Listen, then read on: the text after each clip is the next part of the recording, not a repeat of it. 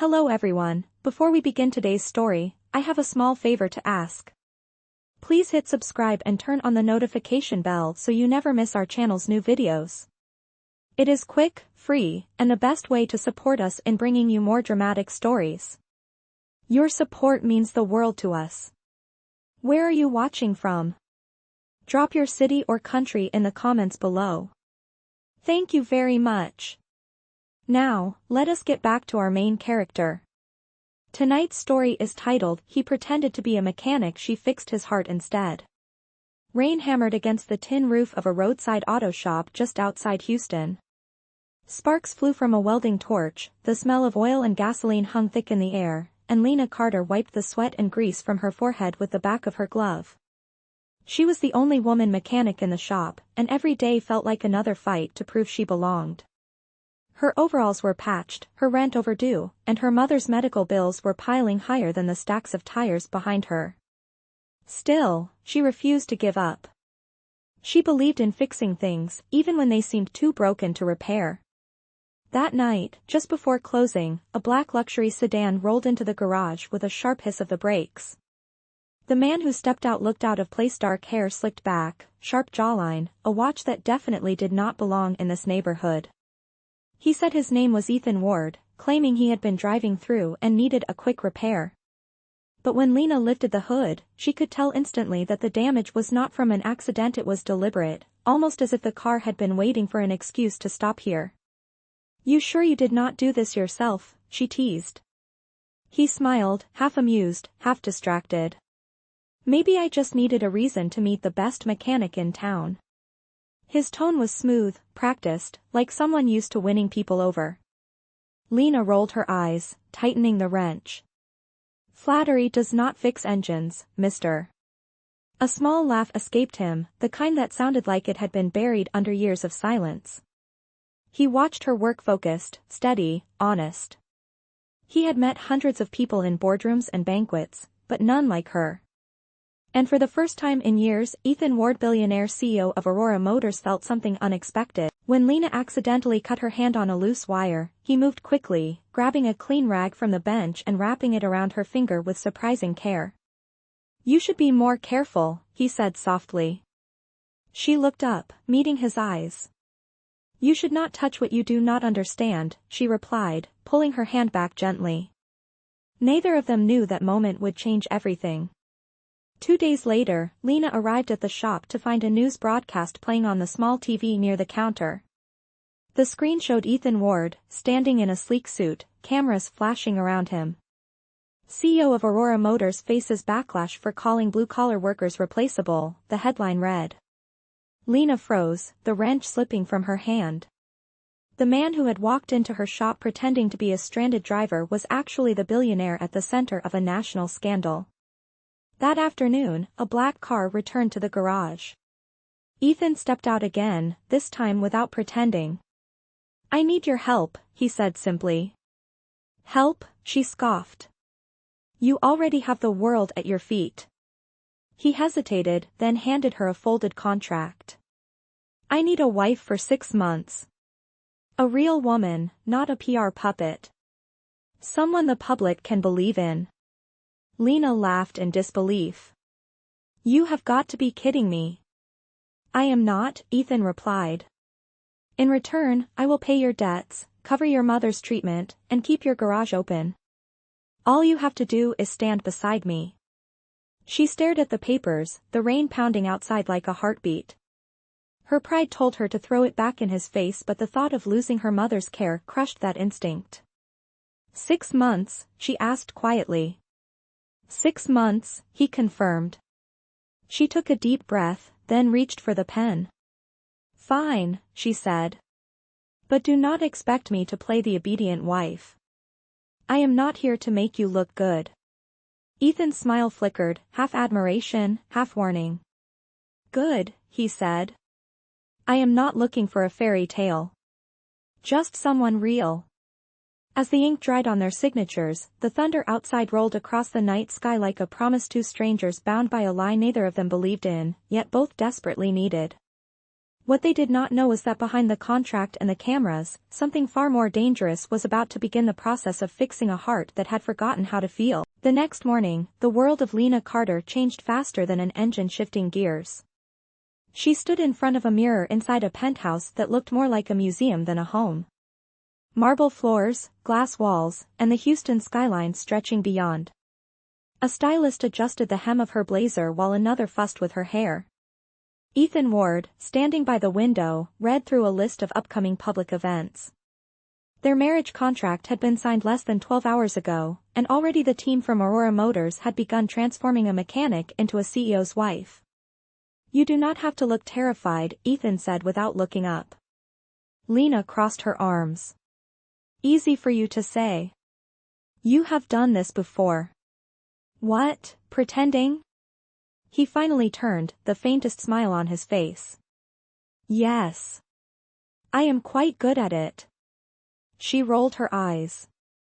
"Glad one of us is." Her voice carried a mix of sarcasm and exhaustion, but underneath it was a quiet storm of fear. This was not her world: silver forks, champagne flutes, and polite smiles that hid sharp teeth. The only thing familiar to her was the necklace around her neck, a small silver wrench that belonged to her late father. She touched it like armor. "Remember the rules," Ethan reminded, walking toward her. "No public affection unless required. We attend every event together. You will not interfere with my business, and in return, I will not interfere with your life. We play the part, nothing more." "Got it," she said. "Fake smiles, fake marriage, fake everything." "Exactly." But when he met her eyes, something flickered, something not fake at all. That night was their first official appearance together, a charity gala hosted by Aurora Motors. Cameras flashed as the elevator doors opened and the new Mrs. Ward stepped out in a deep blue dress. The same reporters who had called Ethan arrogant now whispered about how different he seemed, standing beside a woman whose eyes held sincerity instead of calculation. "Smile," Ethan murmured as they approached the press line. "Smile yourself," Lena whispered back. Their photo appeared everywhere the next morning: the billionaire and the mechanic's daughter. The public adored her. Her authenticity was impossible to fake. Investors who had pulled away began calling again. Ethan's plan was working. But the problem with pretending was that sometimes it started to feel real. Days turned into weeks. Between press events and business meetings, they shared dinners that were supposed to be staged, but the conversations began to drift beyond small talk. He discovered she could rebuild an engine blindfolded.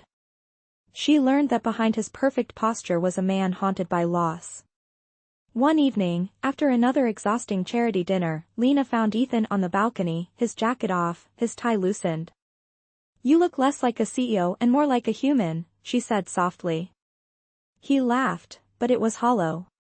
"My wife used to say that." The air shifted. Lena hesitated, realizing she had stepped into a memory that did not belong to her. "I am sorry," she murmured. "Do not be," he said. "She died 3 years ago. Car crash. I thought if I worked harder, it would hurt less. It did not." Silence stretched between them, filled only by the sound of distant traffic and city lights flickering below. She placed her hand gently on the silver wrench hanging from her neck. "You cannot fix pain like a machine," she said. "But you can keep it running until it finds a new purpose." For a moment, Ethan forgot the cameras, the contract, the lie. He only saw the woman in front of him, the one who spoke to him like a man, not a brand. The next morning, his assistant handed him a folder. Inside were headlines calling their marriage the redemption of Ethan Ward. But when he saw Lena's face on the cover, smiling naturally at a child during the gala, he felt something stir that scared him more than the scandal ever had.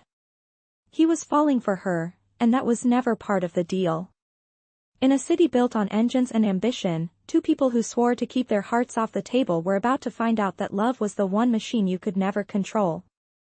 Weeks passed, and the line between real and pretend began to blur. Lena woke up each morning in a penthouse filled with silence, the kind that echoed even through the marble. She attended board dinners, charity events, and photo shoots. Every day she played her role perfectly, yet every night she longed for the sound of clinking tools and the smell of oil that reminded her of who she truly was. Ethan had become gentler since that night on the balcony. The cold, rehearsed CEO tone softened into something almost human. He started stopping by the garage she once worked at, under the excuse of checking company outreach projects. But everyone could see the way his gaze followed her hands as she worked, steady and unafraid. "You do not have to prove anything to anyone here," he said one afternoon, watching her replace a brake pad. "You already belong." She smiled faintly. "I do not belong anywhere, Ethan. Not here, not at those fancy parties, not even in my own life sometimes." He wanted to tell her she belonged with him, but the words refused to leave his mouth. The contract still stood between them, as solid as the ring she never wore in private. One evening, Lena walked into the study and found Ethan staring at a photo of his late wife. His eyes were distant, but when he saw Lena in the doorway, he quickly straightened. He began, but she stopped him. "You do not have to explain.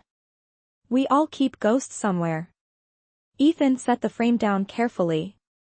"And what about your ghosts?" he asked. "Mine smell like gasoline and loss," she said quietly. "My father died in that garage. Heart attack in the middle of fixing a customer's truck. He taught me everything I know, except how to stop missing him." The air hung heavy between them. Then Ethan reached into his pocket and pulled out a small silver object. Her wrench necklace had snapped earlier that day. She had thought she lost it. "I had it repaired," he said.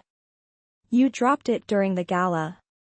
I figured something this important deserved another chance." For a moment, Lena could not speak. She simply took it, her throat tightening as she whispered, "Thank you." From that night on, something shifted. Their staged dinners became real meals. Their small talk turned into laughter. She started calling him by his first name in private, and he began to listen when she spoke about her ideas for Aurora Motorways to make the company's vehicles more affordable for small-town families. "You have a heart for this," he said one evening. "You see what I never did." She shrugged. "You were too busy looking at profit margins. Try looking at people for a change." He laughed quietly. "You are not afraid of me at all, are you?" "Not even a little," she said. "You are just a man who forgot what honesty feels like." The words hit him harder than he expected because they were true. The next morning, Ethan arrived at the company headquarters for a major board meeting. The same executives who had questioned his decision to marry Lena now praised the shift in public perception. "The numbers are up," his chief financial officer said. "The press loves the image of you and your wife. Whatever you are doing, keep doing it."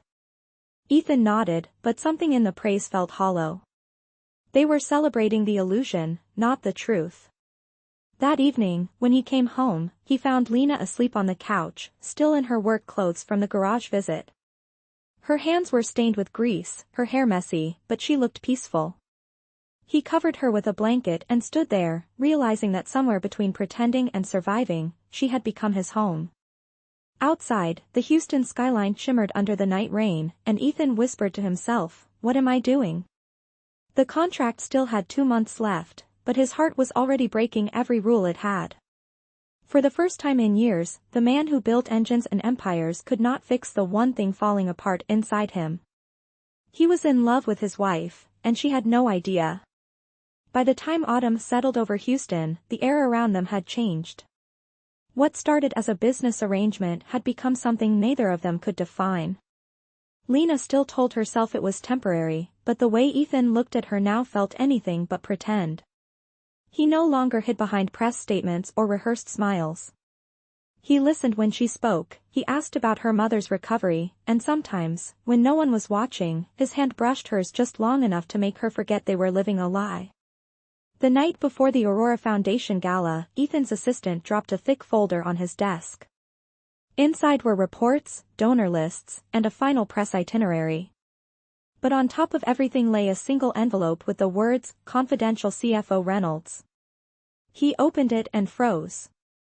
The report detailed a secret account transferring company funds to a private shell corporation. It was a setup, and the name used on the transfer authorization was his own. Ethan's pulse spiked. Someone inside his company was framing him for embezzlement. He leaned back in his chair, mind spinning. If this went public, he would lose everything: his position, his reputation, even Lena's trust. That night, as they prepared for the gala, Lena noticed his silence. "You look like you are about to face a firing squad," she said, adjusting her earring. "I might be," he answered quietly. "Then stand tall," she said, "because no one respects a man who hides." Her words hit him deeper than she knew. The gala glittered with chandeliers and polite laughter, but Ethan's attention never left the CFO across the room, Reynolds, the man who had been whispering to investors all month. Lena felt the tension in Ethan's grip as they posed for photos. "What is going on?" she whispered. "Later," he said through a smile. When they finally stepped away from the crowd, Lena's phone buzzed. A message from an unknown number appeared. "Ask your husband about the missing $5 million. Her stomach dropped. She turned to Ethan, but before she could speak, a reporter's voice echoed from the stage. "Mr. Ward, there are claims you diverted company funds into a private account. Care to comment?" The room fell silent. Cameras flashed. Ethan's jaw tightened. He looked at Lena, his eyes pleading for her to believe him. "Those claims are false," he said firmly. "And I will prove it." But Reynolds stepped forward with a smug smile. "The evidence says otherwise," he said, waving printed statements. Gasps rippled through the crowd. Lena's heart pounded. She remembered what Ethan once said, that he could not stand liars. Now he was the one being called one. As security guided the press out, Ethan and Lena retreated to the hallway behind the ballroom. "Tell me it is not true," she said, voice shaking. "It is not," he said. "Reynolds is behind this. He wants control of Aurora Motors. He is using my name to do it." "Then prove it," she demanded. "Because right now, the world thinks you are exactly what they said you were." His expression hardened. "I will. But I need you to stay out of it." "Do not tell me to stay out," she snapped. "I have been part of this from the start." "You were never supposed to be," he said, his voice low, almost breaking. "You were supposed to walk away untouched." "Too late," she whispered.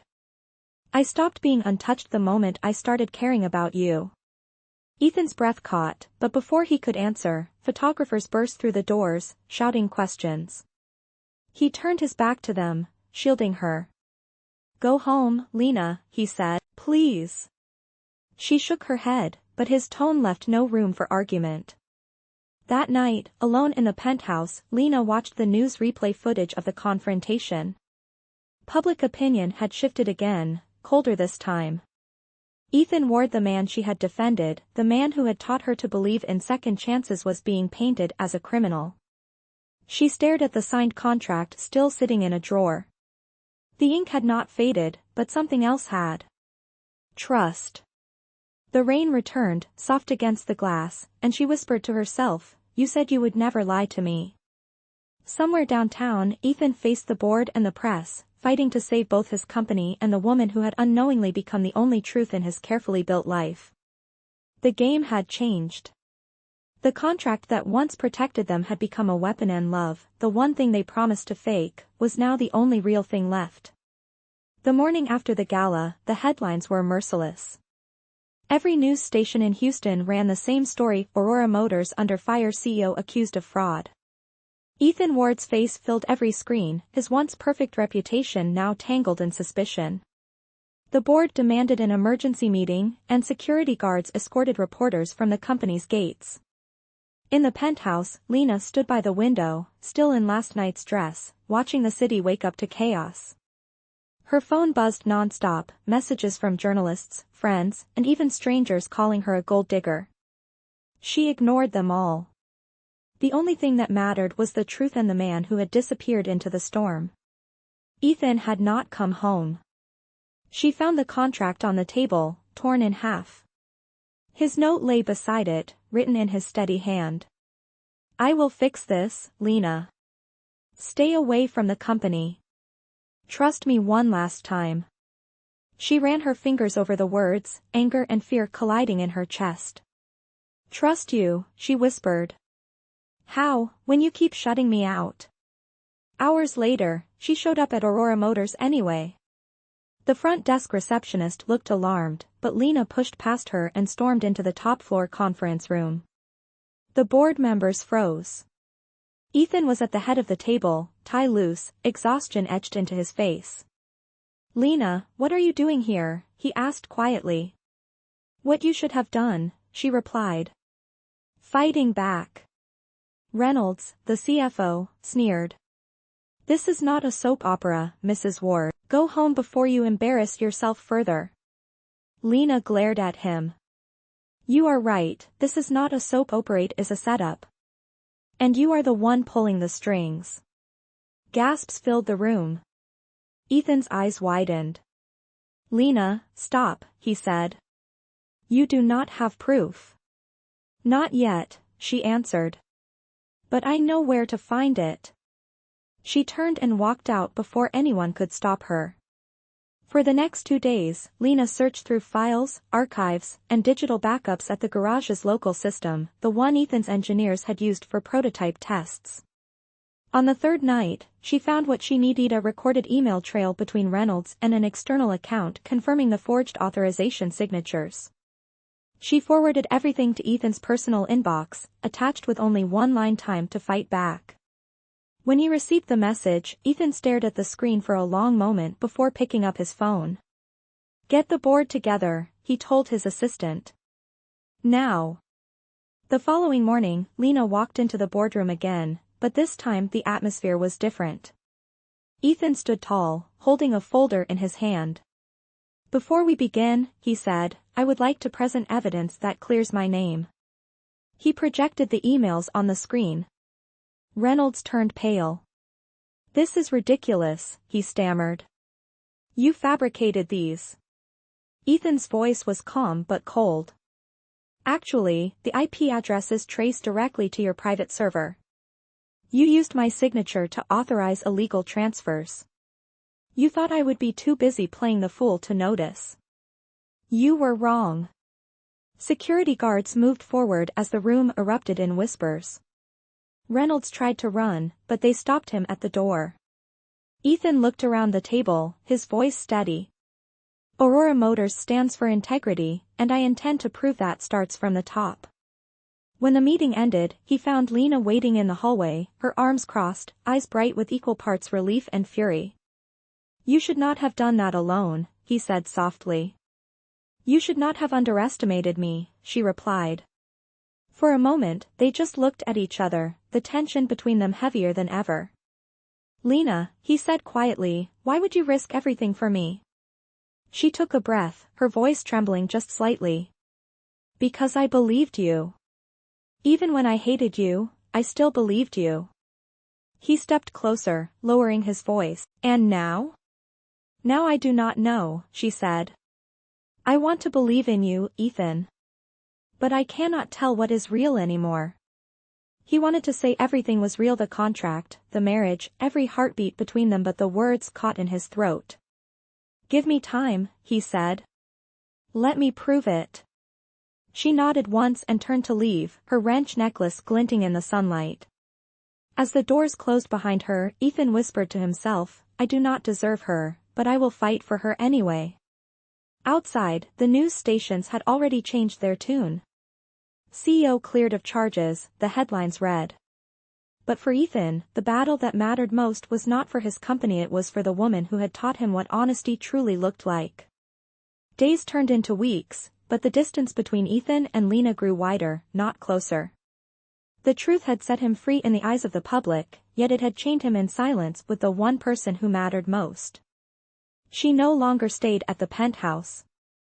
Instead, Lena returned to the small garage where it all began, fixing engines and keeping her heart guarded behind the sound of clattering tools. Every time Ethan passed by the shop in his black sedan, he slowed down but never stopped. He wanted to walk in, to say everything he had left unsaid, but the words felt too heavy, too late. One evening, after a long board meeting, Ethan found himself staring at the empty side of his bed. The city lights outside flickered like ghosts, and for the first time, success felt hollow. He grabbed his jacket and drove without direction until he found himself parked across the street from Lena's garage. Through the window, he saw her working under the hood of a car, hair pulled back, face smudged with grease. She looked alive, real, untouchable. He stepped out and crossed the street. The bell above the door jingled as he entered. Lena looked up, startled. "You should not be here," she said quietly. "I came to see you," he replied. "To apologize." She straightened, wiping her hands on a rag. "For what exactly? For pretending to care? For making me believe this was more than a deal? For not telling you what I felt," he said simply. "For being a coward." Her eyes softened for a second, but her voice stayed steady. "Ethan, we made rules. 6 months. No love, no promises. Remember?" He took a slow breath. "I remember every word, but somewhere along the way, I stopped following them." "Do not say that," she warned. "Do not make this harder than it already is." He stepped closer. "I cannot help it. You changed everything, Lena. You made me want something real again." She shook her head, retreating half a step. "Real? You and I built this on lies. How do you expect me to believe in anything after that?" "Because it was never all fake," he said. "Maybe it started as a contract, but every time I looked at you, every time you smiled at me when you thought no one was watching, it was real to me." For a moment, neither of them moved. The hum of the city outside filled the silence. Then she whispered, "You do not get to decide what was real for me." Ethan's voice broke slightly. "Then tell me it meant nothing, and I will walk away." Her lips parted, but no sound came out. Instead, she turned back to the car, pretending to tighten a bolt that was already secure. "I cannot," she said finally. "But I also cannot go back to pretending." Ethan nodded slowly. "Then do not," he said. "Let me prove this can be different." She sighed, meeting his gaze. "You cannot fix everything, Ethan. Not everything broken can be repaired." He smiled faintly, remembering the first words she had ever said to him. "Maybe not," he replied. "But some things are worth trying." Before she could answer, his phone buzzed. It was his assistant. "Sir, the board wants to announce your renewal as CEO tomorrow morning. They need you here by 8. Ethan hesitated, then looked at her. "Come with me," he said. "You deserve to see what you helped rebuild." She crossed her arms. "You mean stand behind you while you make speeches about honesty and second chances?" "No," he said softly. "Stand beside me." The sincerity in his voice made her heart ache. She wanted to say yes, to believe that this time was different. But years of loss and disappointment had taught her that love was not always enough. "I will think about it," she said. He nodded and turned to leave, but before stepping out, he looked back once more. "The offer still stands," he said. "So does my heart." When the door closed behind him, Lena stood there for a long time, staring at the wrench necklace that gleamed faintly under the fluorescent lights. She touched it gently and whispered, "You cannot fix everything, Ethan Ward, but maybe, just maybe, you can fix me." Outside, the rain began to fall again, the same kind of rain that had once brought them together, washing the city clean as if preparing it for something new. The following morning, the board meeting began under the bright glare of the media. Cameras lined the lobby of Aurora Motors as Ethan Ward stepped out of his car, composed but weary. This was the day he would officially reclaim his position as CEO, the day the company would celebrate its victory over scandal. Yet the only thought in his mind was whether Lena would walk through those glass doors. Inside the conference room, applause erupted as he entered, but he barely noticed. His assistant whispered that the press was waiting downstairs for a statement. He nodded absently, forcing himself to focus. He had spent the entire night replaying their last conversation, her words about things that could not be fixed. He could not lose her, not now, not when he finally understood what love was supposed to mean. At the same time across town, Lena stood outside the small garage, staring at the rain pooling on the cracked pavement. The wrench necklace rested against her collarbone like a heartbeat. Her mother's health had stabilized, the garage was steady, yet she felt hollow. The life she had fought to rebuild suddenly felt smaller without him in it. She remembered his final words, "The offer still stands, so does my heart," and realized that some offers were not meant to wait forever. She wiped her hands, grabbed her jacket, and locked the door behind her. Back at Aurora Motors, Ethan stepped up to the podium. The room quieted. "I want to thank everyone for standing by this company," he said. "But more importantly, for reminding me that success means nothing without integrity." His voice was steady, but his chest felt heavy. He looked down at his prepared speech and saw the silver wrench keychain she had given him resting beside his notes. He smiled faintly and set the speech aside. "Today is not about numbers," he said. "It is about people. About second chances." The room fell silent. Then a voice came from the doorway. "You finally sound like you mean that." Heads turned. Lena stood there, soaked from the rain but unshaken. Ethan froze for a heartbeat before crossing the room toward her. "You came," he whispered. "I was not sure you wanted me to," she said softly. "I have always wanted you to," he replied.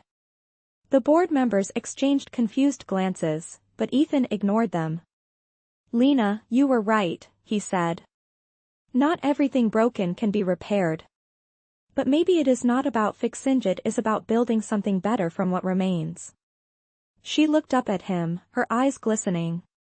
"You are giving a speech," she teased. "No," he said, smiling. "I am making a promise." Without hesitation, he reached for her hand. "Whatever comes next, I want to face it with you. No contracts, no lies, just us." For a moment, she said nothing, then she squeezed his hand. "Then stop talking and start proving it." Applause broke out around them, spontaneous and genuine. The cameras flashed, but neither of them cared.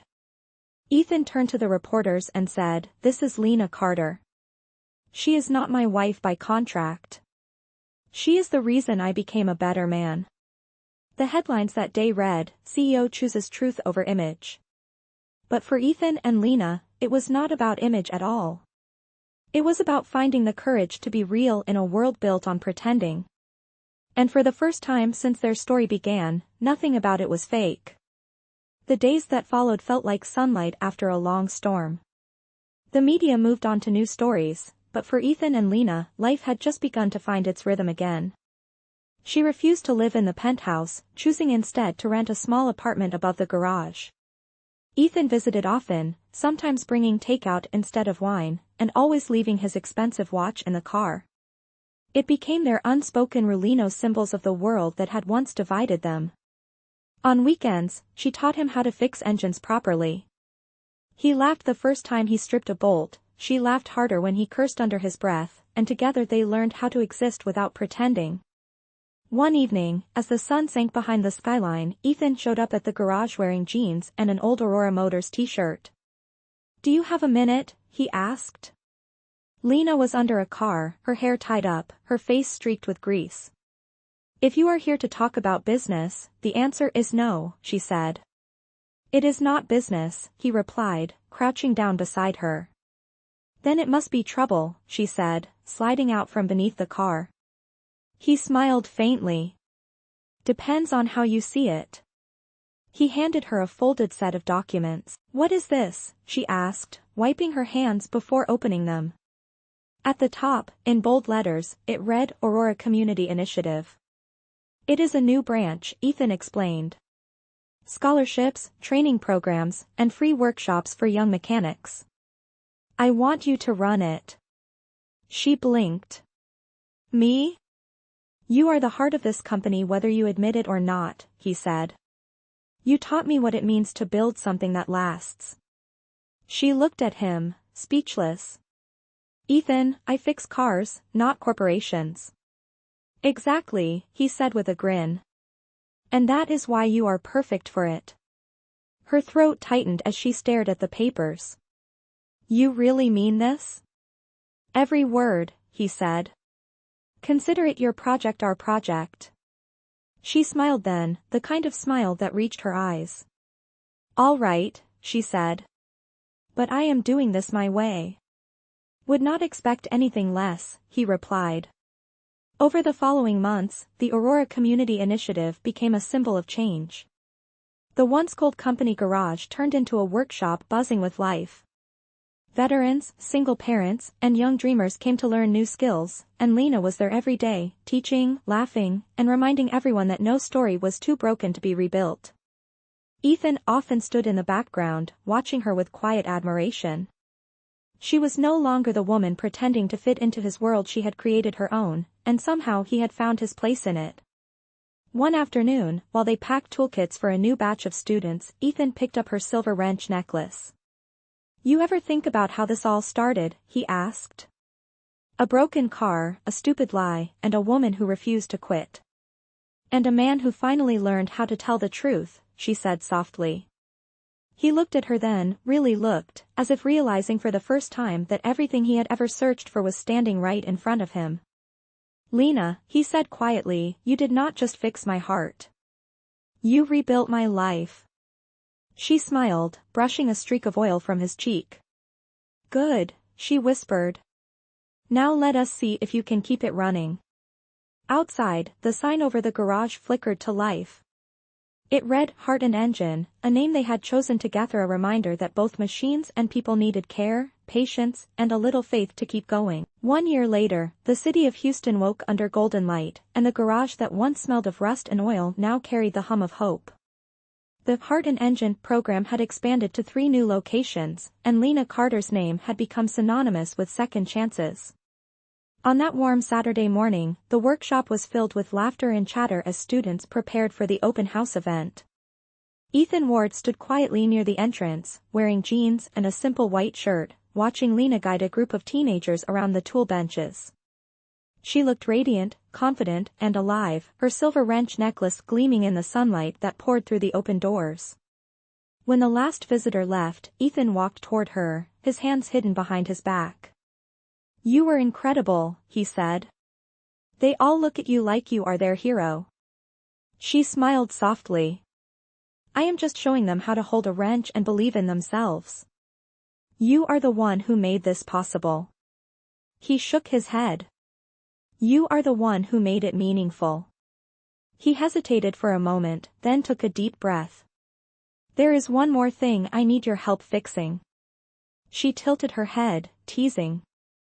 What broke this time? Another engine? Not exactly, he said, revealing a small velvet box. Inside was a simple silver ring, shaped like a looped wrench. It is my heart, he continued, his voice steady. It has been a little out of tune lately, and I was wondering if you would keep it running for me. Lena's breath caught as she stared at the ring. Ethan, she whispered, emotion rising in her throat. You are really doing this? He smiled. No contracts, no conditions, just a promise. The only one that ever mattered. Tears welled in her eyes as she nodded slowly. You always were terrible at fixing things, she said. But I guess we can learn together. Ethan slipped the ring on her finger, his hands trembling slightly. So, does this mean you are saying yes? She laughed through the tears. It means you are stuck with me, Ward. He grinned. I would not want it any other way. As the afternoon sun bathed the garage in warm light, the sound of engines starting echoed outside, a symphony of every soul they had helped. The silver wrench necklace glinted against her skin, its shine catching the same light that danced in his eyes. They stood together beneath the Heart and Engine sign, surrounded by the smell of metal, fuel, and the quiet rhythm of love rebuilt from ruin. Ethan wrapped an arm around her shoulders and whispered, looks like we finally fixed it. She leaned into him and smiled. No, she said softly. We built something new. The camera of the local news crew caught the moment as they laughed together, unaware that the photo would later hang in every Aurora Motors training center with a small brass plate beneath it that read, "Integrity restores everything." For Ethan and Lena, the story that began with a lie ended with the one truth: they both spent their lives searching for love that needed no contract, only courage to be real.